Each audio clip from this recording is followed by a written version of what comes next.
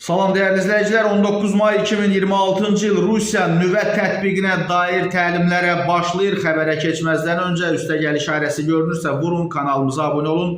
Canlı yayımlarımız da bu səhifədən olur. Dəyərli izləyicilər, Rusiyada nüvə qüvvələrinin tətbiqinə hazırlıq üzrə təlimlərə start verilir. Bu barədə Rusiya Müdafiə Nazirliyinin mətbuat xidməti məlumat yayıb.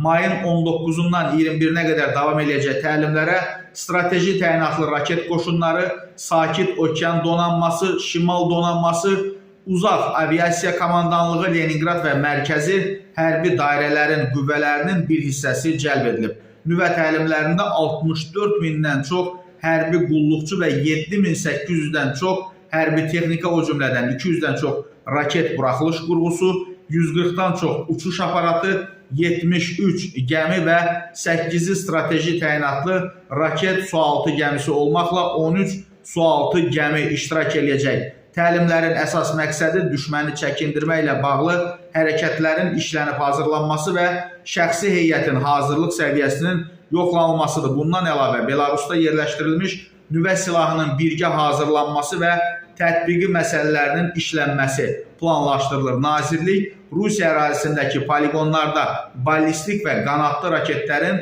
təlim buraxılışlarının həyata keçiriləcəyini açıqlayıb.